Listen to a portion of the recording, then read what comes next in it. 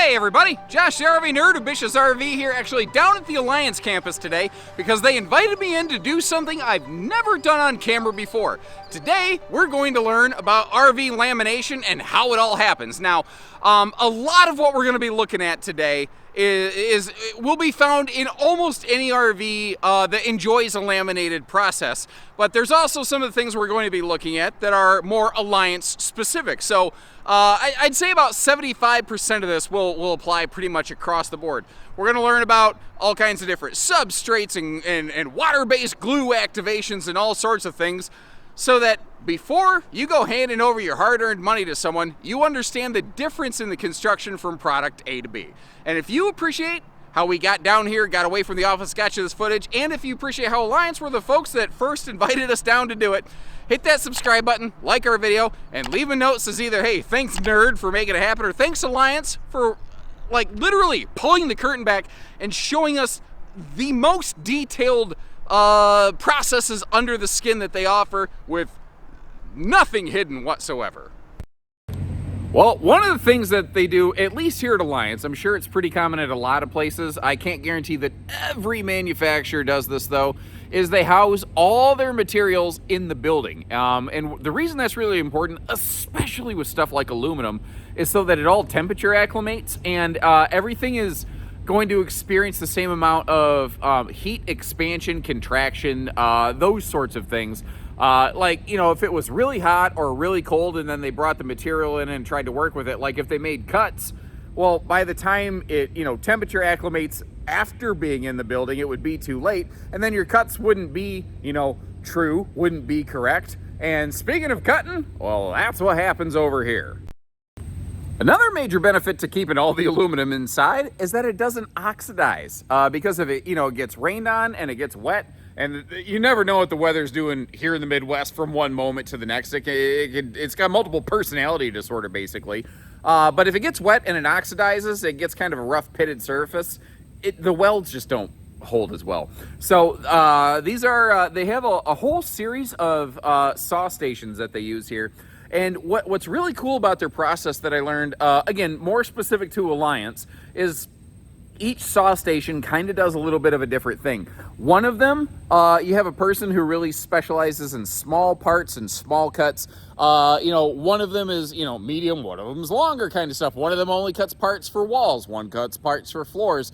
That way every person is, you know, a more experienced specialist in cutting those specific things a specific way every time, so they're better trained to know what they're looking at or looking for failures, irregularities, anything of that sort of nature here.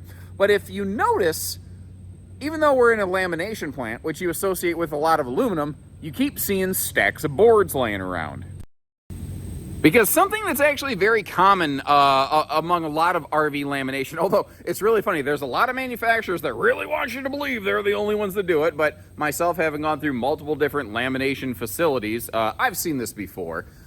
In case you're curious though, pretty much anywhere that they're going to like screw into the hollow aluminum tubular skeleton nature of the walls or floor or whatever, they don't want the screw gun to, you know, strip out the aluminum. They want to give the screw something to bite into. You know, they also don't want the tool to crush the aluminum too, because aluminum is an easy material to damage in that way. So where they need the extra reinforcement, they actually stuff it with wood. A lot of manufacturers do this. Again, a lot of what we're seeing today is specific to Alliance, but a lot of it is also very generalized. And you're going to see different sizes of, you know, wood being used here. That's because they have, you know, different structures in different areas of the RV, like the floor, the wall, you know, different areas in those things may be a little bit different. And I'm sure at this point in your life, seeing a saw is not necessarily the world's most amazing original thing. But what I noticed here is what they're creating are these pre-made bundles that you're kind of looking at, with the idea being that each one of these bundles goes to a specific either sidewall or floor, so that when it moves on from here, the person who's basically doing the wood stuffing, it's all simple, easy. They don't really have to think about it. It's just they just grab the bundle that goes to that wall, put the things in, and move right on, and it just eliminates a lot of opportunity for human error. And that's a recurring thought and process that I've noticed several times as I went through this facility. But something that I saw here that I can't remember seeing at most lamination facilities that I've gone through, and I've gone through quite a few of them over the years. First time I've had one on cameras today, but I've seen quite a few, is Alliance actually has their own machine here to create their own aluminum bends. My understanding is that most manufacturers will source a lot of their bent aluminum structures, basically, that they use to create their welded aluminum cage work. They'll source that from an outside third party, and then they use that. The trick with that is if something isn't right, something isn't lining up, something isn't according to spec, yes, they can go back to that third party and they can tell them, hey, this needs to get changed. But in the meantime, there's already been a lot of incorrect parts and bends and things like that sourced into their products. So you have a choice. Do you shut down your entire lamination process, which means your RVs stop being built, because without this, the build doesn't happen? Or do they use an incorrect part and just try to make it work? And every brand's probably going to handle that a little bit differently, but I'm sure that there's a couple of them that are probably just going to try to make it work. By doing all this in-house, they have more accountability, more liability. If something is wrong, they can immediately come up here and correct it before 200 of them get made or something like that. Maybe they need to scrap 13 of them, not 1,300, something in that nature. It allows them to maintain greater control over their process here without needing to worry about a third party. And again, if something goes wrong, they can walk right over to the guy who's responsible for it and ask him, hey, what's the deal? And address it. And that kind of buck stops here mentality, again, is not something I've seen everywhere in a lot of RV processes. Now, from here, I was walking through, and momentarily I was actually almost kind of disgusted with what I saw. I looked up at this whole big collection of what I just presumed to be like, sidewalls or something, and it didn't look organized or anything like that. The welds looked real dirty and not awesome, and I was like, this is what's under the skin here. And then I found out what we're actually looking at. These are the jigs for every floor, every wall, all the different things that they make here. They have all jigged out, and they did an extra little thing on these that I thought was really cool. You see all the little ears, the little tags that are just kind of sticking up right there. Not only, is this acting as like the template for whatever, wall or floor or anything is going to be made on it. This gets laid down on the construction table, basically, when the skeleton work all gets laid out. And having all these little ears and tags, it's just another simple, easy way to make sure everything is lined up in the correct place and being square the way it's supposed to be. And again, this could be something that some other factories are doing. I don't overtly recall seeing this before. This was one of those things that was kind of like, I wonder if everybody else is doing that. And I don't know if they are. I don't know if they're not. I just know that Alliance is doing it, and it seems like a very simple, easy, basically $0 way to help ensure a better final product. Because if your structure's not right, nothing else in your RV is going to be right either. And obviously we're here after hours. I do that for several reasons. One, so you can hear, because otherwise the tools would make a noise, you'd never hear anything. And two, it's safer for me and the workers if I'm not in the way. But this is what I was saying. They lay the jig down. They know exactly where everything needs to go on top of it, and kind of like they pre-bundle the wood that they cut. If you notice, if like you see all this stacks of these aluminum tubes and everything, if you look closer, you can actually see how certain ones are also bundled together. So they know, like, this group creates a sidewall, that group creates a floor, whatever the case may be. Another thing I noticed, let me get you back down here real quick, is obviously you can see again where they're going to be screwing into it. They stuff it with a, I believe it's actually pine. But there's a couple other cool things here. There's something I saw that I don't think I've ever personally seen before in an RV lamination plant, and that's what's going on with these right here. You see how it's got that extra vertical, well, in this case, horizontal, aluminum band in there? I looked at it, I said, it almost looks like they created an aluminum I-beam inside the tube. And I was like, what is going on here? Well, it turns out I was kind of right in that basically they're building an I-beam into the frame, and when I saw where it went, it made a lot of sense. So one of the major concern points that folks have had about, the construction of mini RVs is like flexing, fiberglass, cracking, things like that. Well, it's something that Alliance hadn't seen a lot of, but they had seen some of it. So they wanted to kind of dig into it to find a better way. So this is actually a fairly recent update, which helps explain why I wasn't really aware of it before, where they added, the extra structures in here. As a way of reinforcing their upper deck structure to prevent things like, frame flex cracking, those sorts of things. So it's happening down here, again, where they're going to screw into it from the bottom. They have that stuffed with wood, because what you got to imagine here is that there's an RV upper deck chassis here with a flange sticking out, almost acting like an outrigger, so that this is sitting on that flange, and then they're going to screw up from the bottom into here. This has wood in it right here because where that chassis beam is located, they're going to screw into it sideways. This is intentionally left empty as something of a wiring channel, but they have effectively created like an I-beam structure inside of their upper deck skeleton work to add extra structural integrity, rigidity in there to curb concerns of things like fiberglass cracking, frame flex, and whatnot. And again, I've been doing this for about 15 plus years now. I can't remember personally seeing what I just displayed right there. Maybe somebody else doesn't, maybe they don't, but to my knowledge, this is one of those things that Alliance has dug into, and an extra area that they've beefed up their stuff below the skin where you can't see it, that we're getting a chance to look at today. Now, actually welding the aluminum tubes together, my understanding, and again, educated people out there, correct me if I'm wrong, in the RV industry, it's pretty much standard and almost unheard of to do anything other than voltage welding.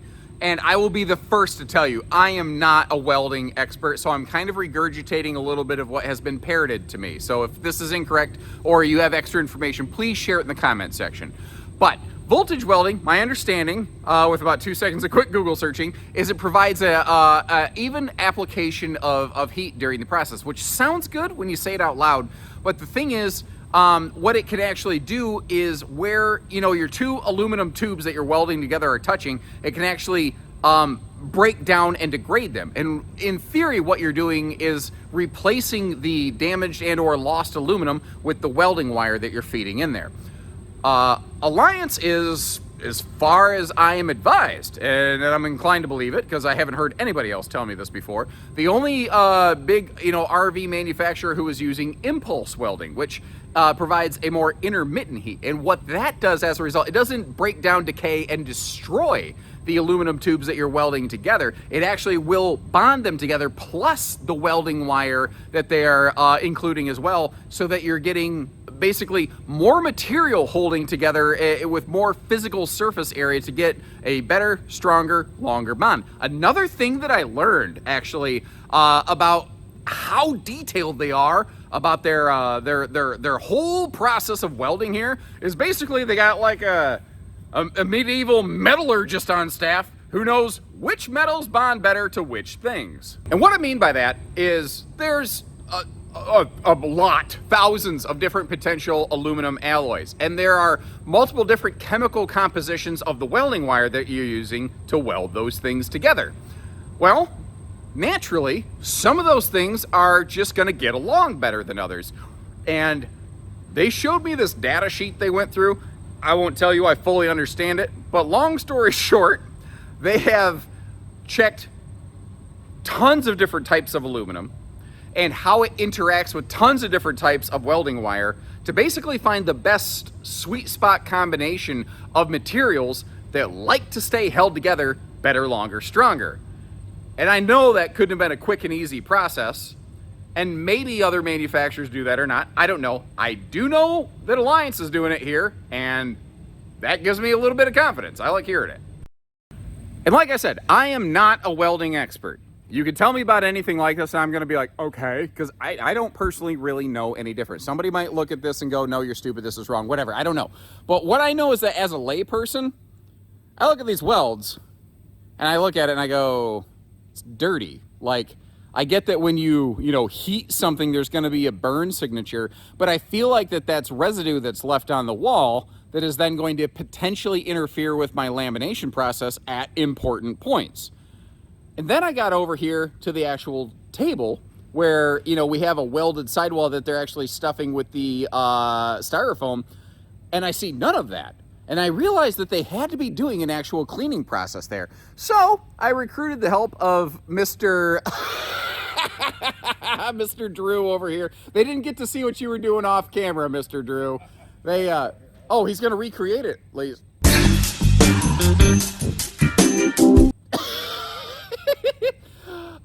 What they have here is they have a big old bucket of the stuff called Alodine solution. That they go over the entirety of the structure and basically clean the whole surface of this stuff off. And you can see how they go over every single bit of aluminum, not just at certain points, but the entire thing to get, like I said, those burn marks and that extra, I don't know, charcoalish looking particulate kind of stuff off there. That's good enough, Mr. Drew. I think they probably got the idea, especially since that wall's already been done at this point. But I was very encouraged to see that they were doing that, and they were doing it on every beam on every wall. And again, I've said this 100 times. I'll try to quit saying it after this. This is what Alliance does. It's possible other manufacturers do some of the same things, but they may not always do all of the same things. But then after it's been all cleaned off, we come over here to the stuffing table where they have all these different, kind of like they had the wood cuts and the aluminum cuts all preset. They know exactly what size all these different aluminum blocks that they need to fill into basically like this Lego type puzzle or sort of thing here, where they're stuffing the insulation in the walls here. And in case you have never seen inside a laminated wall, this is your insulation material here. This is also why you tend to see the signature, like if it's a chilly morning and then the sun comes out, you can see where the aluminum skeleton is in a sidewall, because aluminum is just an amazing conductor of heat. Just whoosh, basically goes straight through it, whereas block foam very much is not. And as a result, you have different points of thermal exchange, which cause different rates of condensation or not. And that's why you get to see the aluminum structure on sidewalls sometimes in the morning or the night. There's not necessarily a whole lot to do about it, although there's rumor Alliance might be working on something there, but I was sworn to secrecy, and I can't share that with you because it's not fully tested and implemented yet. Now, if you're shopping brand X, Y, or Z, this is one of these like ultra specific critical questions that chances are the average salesperson won't know. The average RV manufacturer's rep may have to try to get a hold of one of their engineers to find out. But if you're really, really curious about this, you might ask whether they use wire cut foam or sanded foam in their walls. Wire cut foam you can pump out a little bit quicker and easier, and it will generally do a little bit of do pretty fine. But think about it like, have you ever seen somebody have like a birthday cake and they want to cut the top off and they like almost use like dental floss? Or like, have you ever cut cheese with floss? I know that might sound weird, but it works pretty well. The trick is, depending on where you hit it and exactly the tension you're pulling, you don't always get an even result. Sometimes that wire bends or wiggles in a little bit different way. When the foam is sanded, you can get it to exactly the height and everything you want, and you're creating a surface that is actually, if it's been sanded, it's actually a little bit more of a texture as compared to a hot wire, which is melting through styrofoam, which cauterizes it, if you think of it that way. And if it's got a hard, smooth, candy-coated surface on it, it's a lot harder for glue to stick to that. So sanded foam will actually bond a little bit better. And kind of like in the aluminum cut section, they have one table builds floors, one table builds a driver's side wall, one table builds a passenger side wall. And part of the reason they do that is so that basically the people building this, once again, get to see the same thing every day, so they're better at spotting something that's not right. And I know that I don't have a skeleton on the table currently because it's the end of the day, but essentially think of it like a copy machine. You know how some copy machines you start in the upper left corner, some copy machines you start in the upper right corner? When they're making copy machine copies of their walls or floors, they know it starts in the upper left or upper right corner, and it starts there every time, and there's no weird inconsistencies like, oh wait, I thought it went from here to there. So whether it's a wall or a floor, I believe we're looking at a floor right now, actually. We've got the welded aluminum cage. We have all the block foam insulation stuffed in it. If it's a sidewall, you're going to need things like fiberglass. And I learned a couple things about, again, more specifically how Alliance does this here. They have, depending on which product you're looking at, potentially up to 4 different types of fiberglass or grades, how glossy it is, how not glossy it is. And one of the things that I noticed here is how they have these like wooden crosses and sometimes tires stuffed into them. And I got kind of curious about that, so I asked about it. And it's not something they necessarily used to do, but think about this. If that roll of fiberglass product, also called FRP, fiberglass rolled product, if you ever see that in a brochure, it's like, they're like, it's FRP. Well, that just means fiberglass. If it didn't have that interior structure, then it wouldn't necessarily remain perfectly cylindrical, and it would come in a little bit oblong, a little flatter on one side. And when you go to laminate that, you can sort of see a little bit of that visual imperfection. So they worked with their suppliers and had them stuff these wooden cross structures in there to ensure that the center support tube stays cylindrical, because if it stays cylindrical, everything else is going to stay cylindrical. So I had to ask the question, why are some of them then stuffed with like what looks like old farm tires? And that is a different type of fiberglass. That is a higher grade, higher gloss fiberglass that goes on their higher end products. And it needs a little more attention because like if you look at the wooden crosses, that's providing support at 4 specific points. If you think about that tire, it's providing equal support in 360 degrees and not just at 4 or 6 points. So that, again, the idea here being eliminating imperfections from it. And actually, I saw a great example of that because during shipping, this is an example of a roll of fiberglass that the interior center support apparently slipped and fell out. And if you look at this, you can see exactly what I'm talking about. It looks like a Swiss cake roll, doesn't it? It doesn't look like a perfectly cylindrical tube the way it's supposed to. And if you notice, it's actually still sealed. They never even opened it to check it. They just look at it and said, this is now oblong, the shape has been compromised, we don't want to use this on our product. And I can guarantee you, that cost somebody a chunk of money right there. But their goal with this product here today was to make sure it was done right, not to make sure it was done cheap.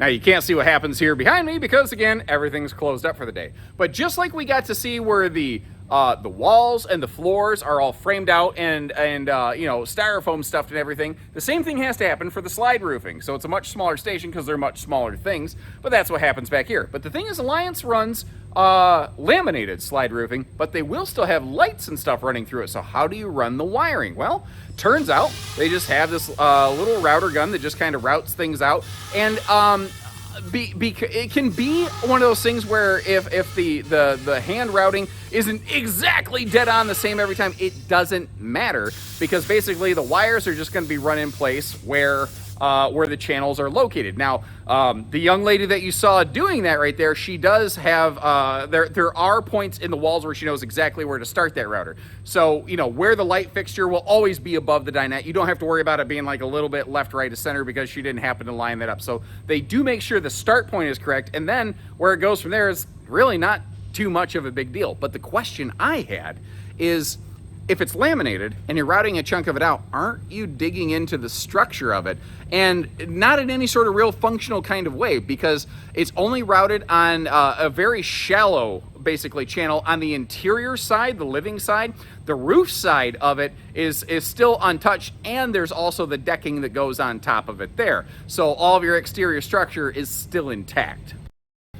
But once everything is all framed out, once all the block foam's put in place and they have all the welds cleaned up, then we get over here to the lamination tables. Now, What we're looking at, again, there's a different lamination table for floors. There's a different lamination table for walls. I can tell by looking, this right here is a floor lamination table because we have the Darko layer that goes on the bottom of the floor. So that'll get rolled out, and then the floor structure gets put on top of it. But to help move it around, I found something very fun and interesting. These are effectively the world's largest air hockey tables. I got kind of curious. I got right up to this thing and I noticed all these funny little holes that are down here. Well, if you flick a switch, it's about to get loud.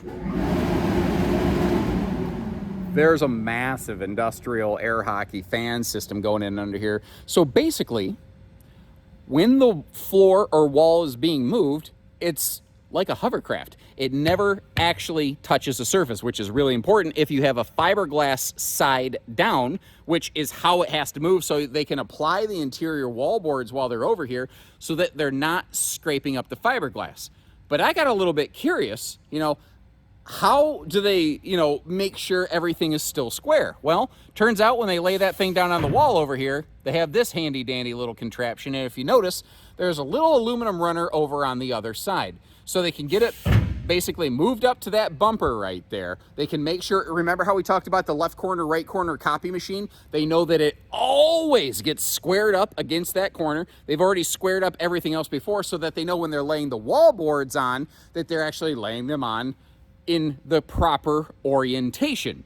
From there, like I said, whether it's the floor would just have like a rolled covering going on it, but the sidewalls would be a little different. So in the case of the walls, these are the interior wall panels that you're looking at right here. And in the case of Alliance, they're actually using Asdel even on the interior. They're using it's what I call dual Asdel on the interior and exterior of the wall.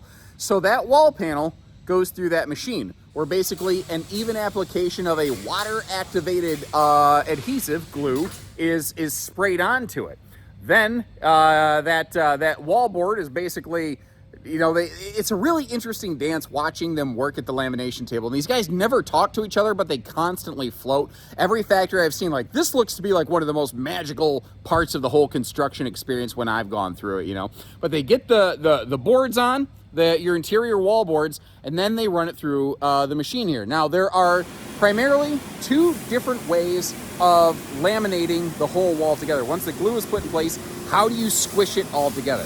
So Alliance uses a process called pinch rolling. There's also a different process called vacuum lamination, where basically they put the whole wall in a food saver bag and suck the air out, as compared to running it under the pressure roller right here. Either way, the end result is that you're making sure the glue that is sprayed on that wall board is evenly applied all the way across the entirety of the wall or the floor, whichever we're talking about right here. And before it comes out here at the end table. Now, there are different opinions about pinch rolling and vacuum lamination. Some people say, this one's better. Some people say that one's better. It's funny. Whatever manufacturer you talk to or whatever salesman is selling you an RV, they always seem to think the process that built the RV that you're looking at buying is the best one, right? Well, I've been doing this for over 15 years now, and I have seen pretty much every brand of RV built any way you could possibly imagine. And what I look at specifically is not when they're brand new, because when they're brand new, they're all fine. But I have spent many years of my career actually being the guy who checked out used RVs. Like if you were going to trade in a camper, if we bought one from an auction, I was the guy that would eyeball it to make sure everything was on the up and up. I got very good at doing, I call it RV CSI, campsite investigating. And whether it's pinch rolled or vacuum laminated, I have never personally noticed any data that suggests that the one process will create a better, longer lasting result than the other. In my experience, what I feel, what I have found, and it's okay if you feel differently. This is just my opinion, man. But I think what matters is, are they climate controlling the facility that we're in?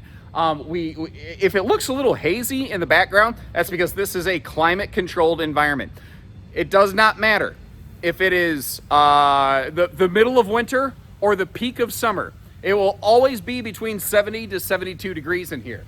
You might notice the misters kick on in the background. Here's a closer look at one of those things. They are always actively monitoring the humidity in this room right now, so that that water activated glue is always at the correct function point effectively. And another cool thing about the Alliance facility that we're in is they have always been, since day one, a climate controlled facility. There are some, most laminated manufacturers facilities will follow very similar guidelines to what I just described. There are some though that for a lot of years they only had furnaces to keep their folks running through the winter. In the summertime, everybody would be sweating to the oldies. So from day one, they have always done that. And the cool thing is they track all that data on every single wall. So let's just say, God forbid, they have a they do testing. They do like drum barrel testing where occasionally they'll take a piece of their wall and see if they can peel it apart and what fails first. Well, if the wrong thing is failing first, they have the data to go to that group leader and be like, hey, we checked everything. It looks like the temperature or the humidity or something wasn't right. Why was this greenlit? Why was this allowed to go? And again, in-house, they're tracking that accountability and liability. We've talked about all these things. And the welds and stuff, stuffing the wood in the structures are important. The fact is, though, when we actually talk about the real lamination process, this is it right here. And I feel so strongly the climate controlling is hands down the most important thing. I don't care how they squish it together and spread out the glue. Did they keep the environment temperature and climate controlled and humidity controlled for the glue to properly cure? And is the manufacturer leaving enough time for that to happen? So after they create a batch of walls or floors, we're looking at a floor right here. Again, you can tell by the Darko weave underneath. And by the way, when you look at this, if you notice, like, the boards are in the correct orientation, but they don't always line up perfectly on the edge. They will. We will get to that in just a second. So before we get ahead of ourselves, what I'm getting at here is I said, you know, does the manufacturer give the glue time enough to cure? Typically, most of these things, after 6 to 12 hours, they're pretty much rubber cemented in place and they're set. Normally, Alliance allows for 18 to 24 hours of curing time before anything happens, before the routing work, when the cutouts start happening on all this. They give it extra time to make sure everything is, without question, dead set in place. So that when they start slapping down routers, wall panels are inclined to shift and slide a little bit. Now, speaking of which, you're looking at this right here, and you're like, why is there the gaps in it? Well, because we are looking at a laminated sidewall right now, and that's where a window is located. Like, you know those big giant picture windows in something like a 310 RL? Well, that's kind of what we're looking at right here. So again, don't freak out. If you had a question, hopefully that helped you there. Up here though, after the stuff has had, the work that's happening up here happens at least 24 hours after the work that we just saw. And again, this is where all the fun routing stuff happens. So these tables here are where you go from what we're looking at right now to what you're looking at over there in the distance. This is where they route out, they punch out things like doors, windows. Now you might notice where they have only started the routing basically on the slide out. It's basically like they've done the prep work. They haven't actually finally lopped the tabs off. There's a reason for that.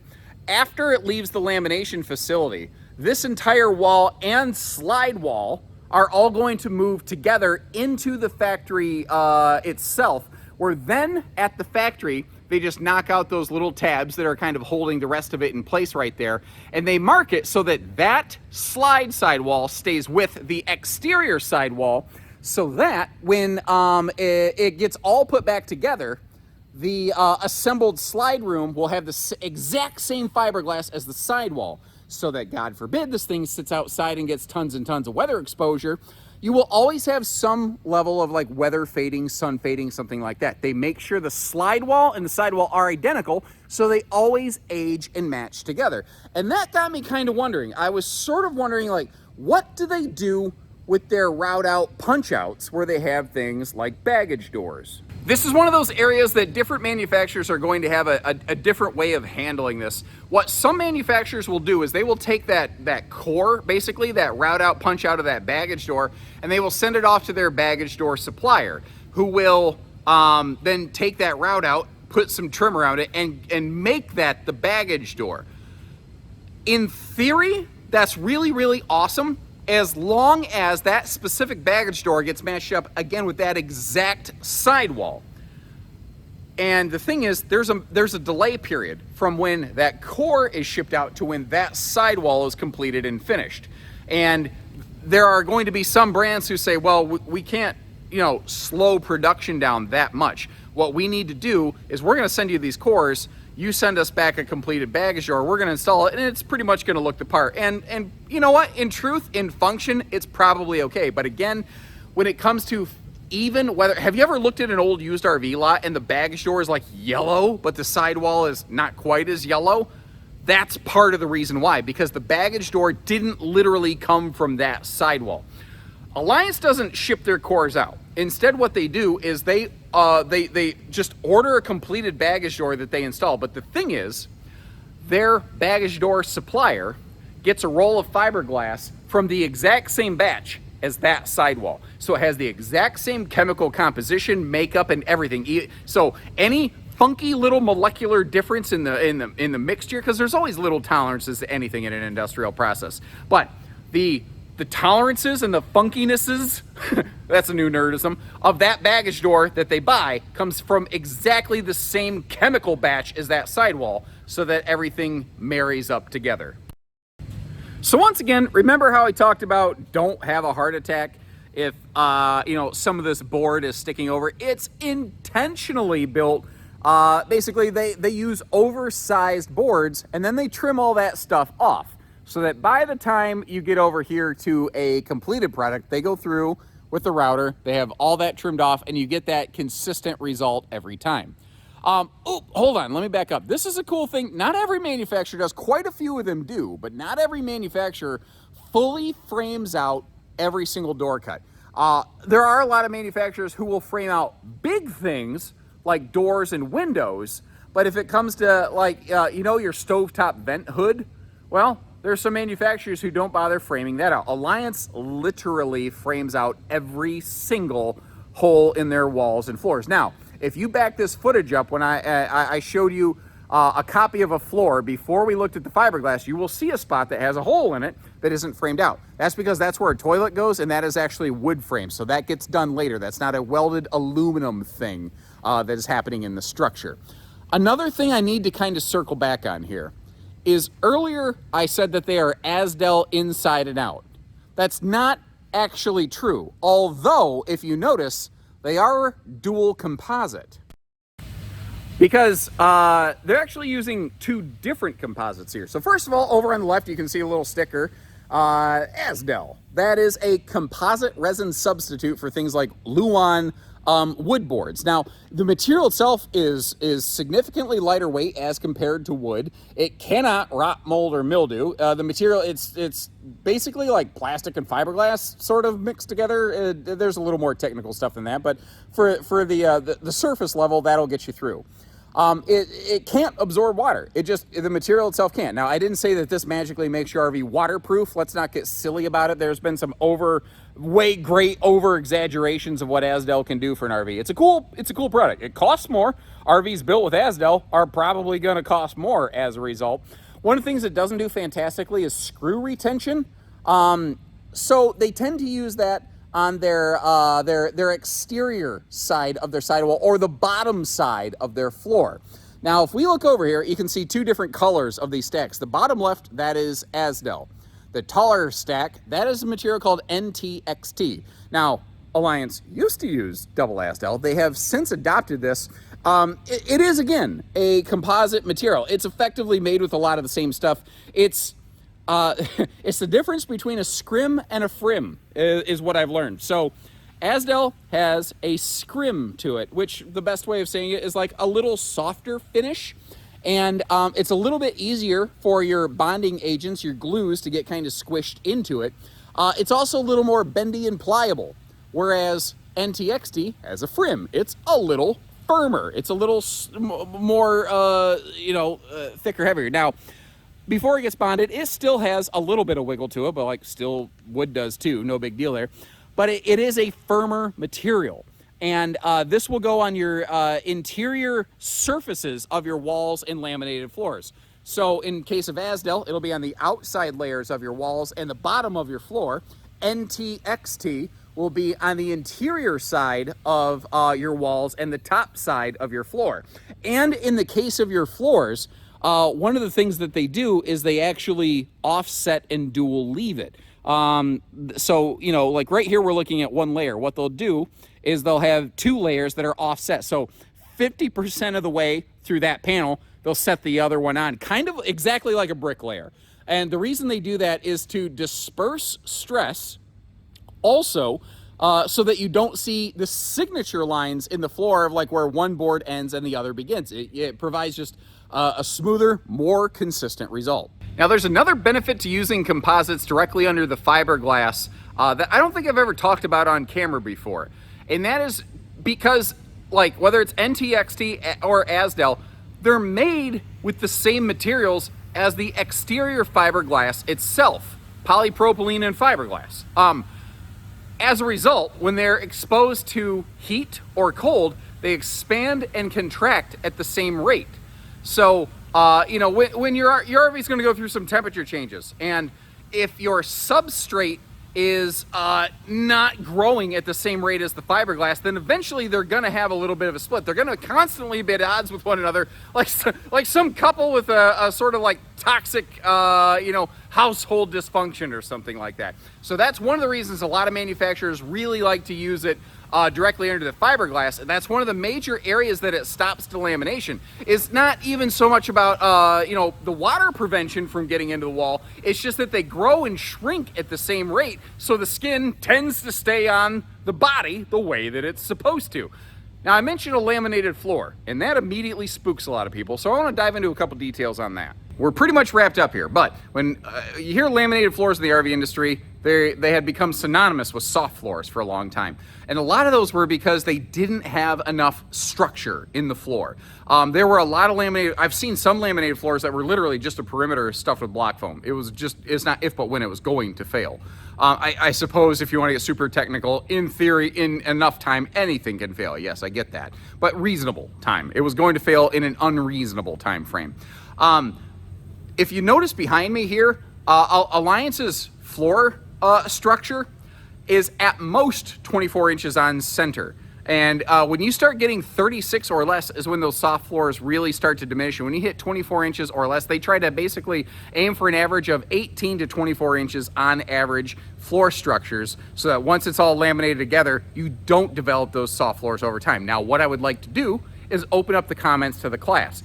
Anyone who owns an Alliance RV, I would like it if you would take a quick second to chime in and leave a comment and share with the class, is your floor still just as solid as the day you bought it? Have you developed any soft spots? And this is a wild element that I can't control. So we're going to let the actual end users and owners be the real litmus test of this one down in the comment section. And that is the final result. After all, that's all the work that happens on the side. Like if you watch my normal factory RV video tours, like I have an Alliance factory tour, this is all the stuff that laminated builders are doing before the walls and floors, depending on what's laminated, even get into the plant. So there's a lot more that goes into it, even that my normal factory tours don't cover. And again, today's tour was very specific, obviously, to Alliance, who I love the fact that they're like, we have nothing to hide. We're willing to share anything and everything we do. I thought it was very, very cool that they invited us in like that. Again, if you like this information, if you found this useful, beneficial, educational, hit that subscribe button, like our video. And in the meantime, I'm going to hop in the baby Ranger over here, and I'm going to get myself on the road and get home. So until next time, take care, stay safe, have fun, and happy camping, everyone.